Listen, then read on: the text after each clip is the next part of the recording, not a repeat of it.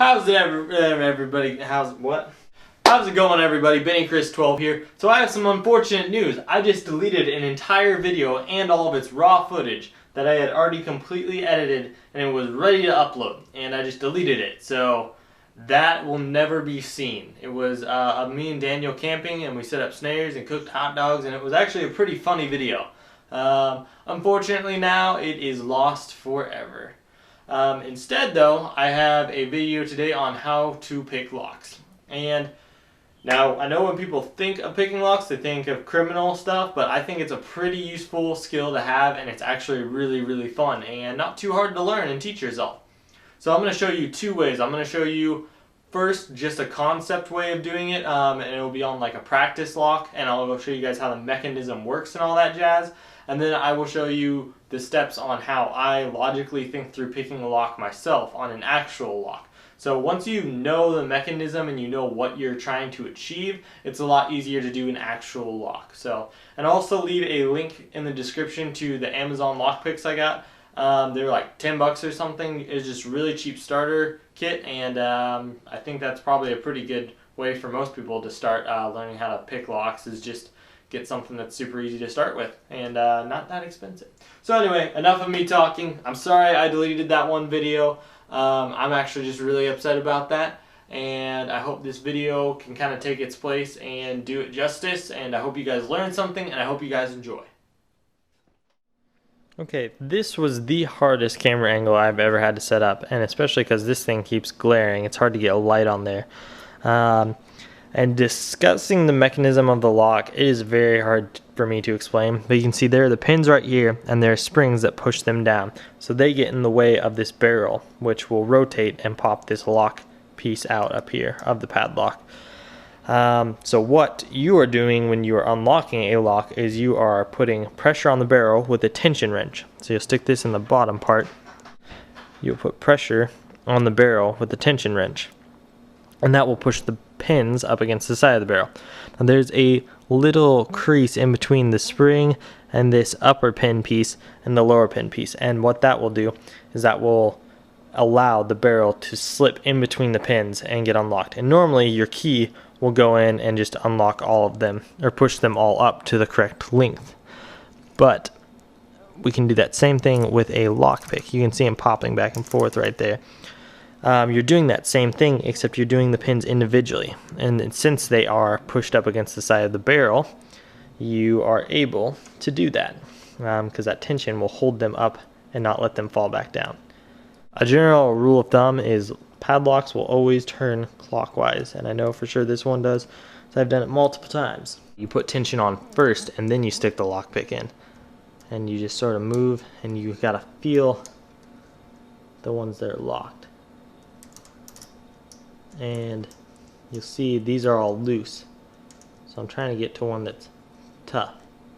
I can feel one back here, and I just heard it pop up. I don't know if you guys saw that or not. So now I just gotta look for the next one.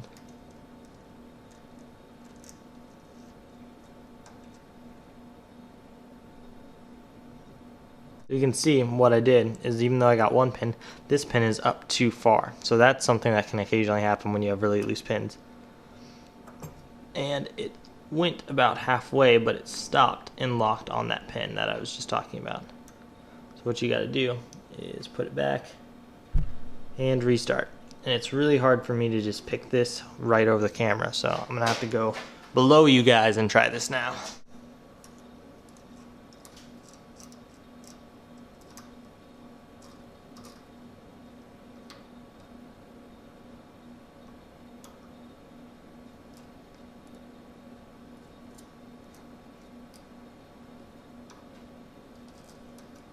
Okay, so there we go. I got that second pin up, or that last pin up, and now the padlock is unlocked.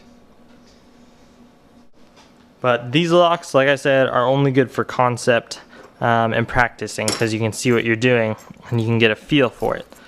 But we're going to go upstairs now and we're going to unlock an actual lock, and I'm going to give you guys a lot more tips and walk you guys through how I do an actual lock. Okay, I think that this is as close as I can get you guys, but here is on an actual lock, so I want to walk you guys through the steps that I use to unlock the lock. So I like to use this lock pick because you can feel the pins. It kind of depends on what kind of pins you have. If you can see inside this lock, you'll see it has like little just bars. And so this can actually hook on right in there. And you can kind of flick them up and feel them. Before I do anything, I stick the lock to the very far back and try to scrape that back wall, and then I pull it forward and count the number of pins I'm dealing with.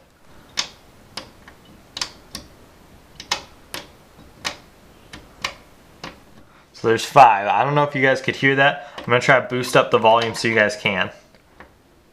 That's 1, 2, 3, 4, and 5. I just popped over the last 2 really quickly.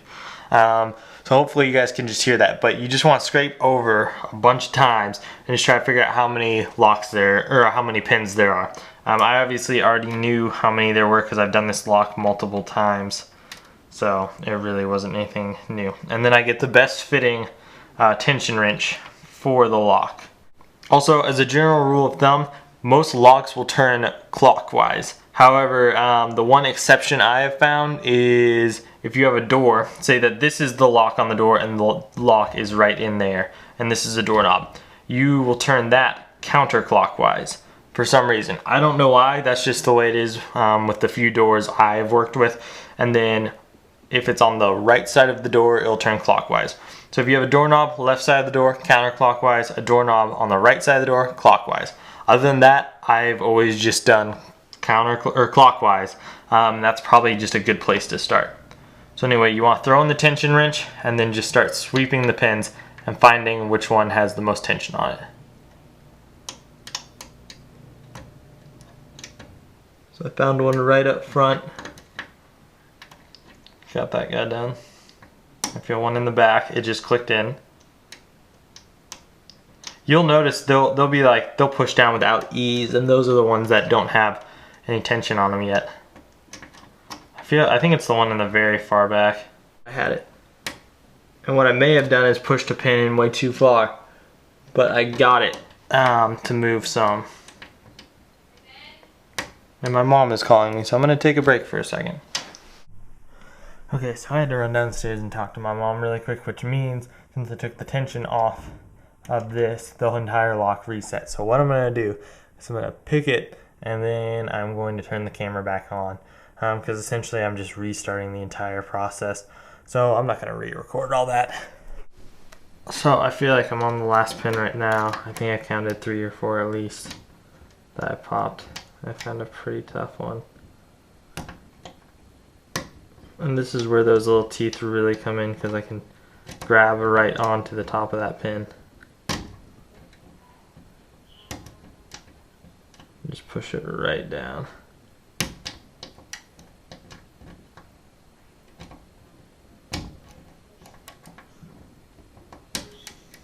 Might be one in the very back as well. Oh, there we go. Yep, there was one right in the very back. I don't know if you guys heard it, it just popped, and then all that tension is allowed to go forward.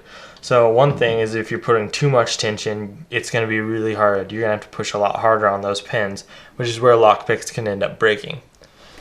So there we go, and now my gun case is unlocked. So yeah, I taught you guys how to unlock my gun case. Sweet. Then obviously with a lock like this, if you want to lock it back, you're going to have to do the exact same thing, except going the other way. So you have to go counterclockwise. Unless you just have a key, which is probably the easiest solution. You just drop it in there and it locks, just like that. That's pretty neat.